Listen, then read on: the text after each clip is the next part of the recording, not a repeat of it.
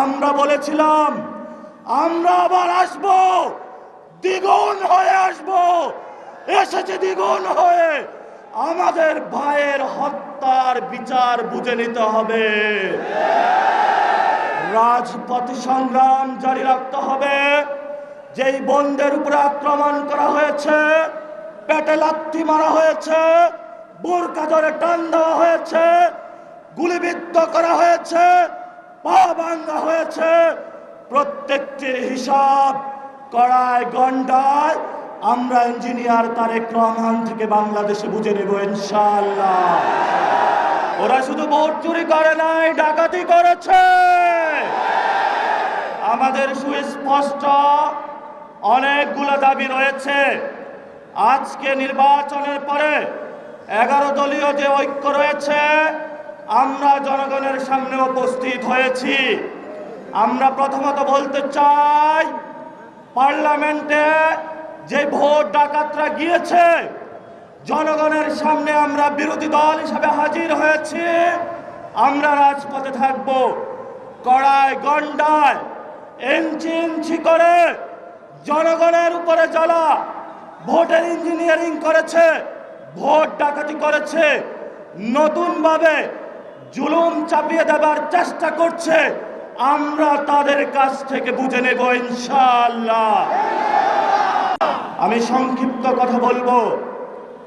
আমাদের ভাই শহীদ উসমান হাদি আজকে আমাদের মধ্যে থাকতে পারতেন।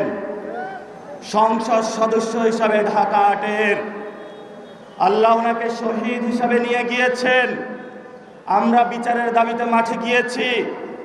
আজকেই যেহেতু বিরোধী দলীয় যাত্রা হচ্ছে এই বায়তুল মোকাররম থেকে, আমি সরকারের কাছে আহ্বান জানাবো, দেশের কাছে আহ্বান জানাবো, প্রশাসনের কাছে আহ্বান জানাবো, আপনারা দ্রুত গতিতে শহীদ উসমান হাদি ভাইয়ের হত্যাকাণ্ডের বিচার যাতে হয় সেই উদ্যোগ নিন। আমাদেরকে এতদিন বলা হয়েছে বিচার এবং নির্বাচন মুখোমুখি দাঁড় করাবেন না। আমরা মরিয়া প্রমাণ করিলাম যে আমরা নির্বাচন বিরোধী নই। এখন সময় এসেছে শহীদ উসমান হাদি ভাইয়ের হত্যাকাণ্ডের বিচার করতে হবে। তৎকালীন সময়ে সংস্কারের নিয়ে বলা হয়েছিল, সংস্কার এবং নির্বাচন বিরোধী করার চেষ্টা চালানো হয়েছিল, ট্যাগ দেওয়া হয়েছিল ওরা নির্বাচন চায় না।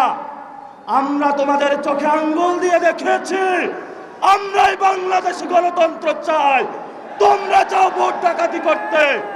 এখন সময় এসেছে, কোনো 9-6 চলবে না। সংস্কারে জনগণে যে হ্যাঁ ভোটে ম্যান্ডেট দিয়েছে দ্রুত বাস্তবায়ন করতে হবে।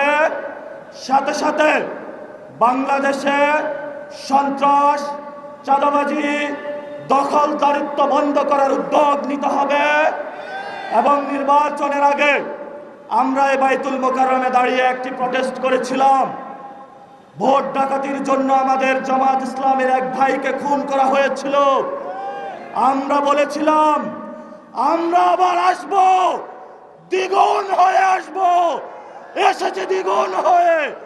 আমাদের ভাইয়ের হত্যার বিচার বুঝে নিতে হবে। রাজপথে সংগ্রাম জারি রাখতে হবে।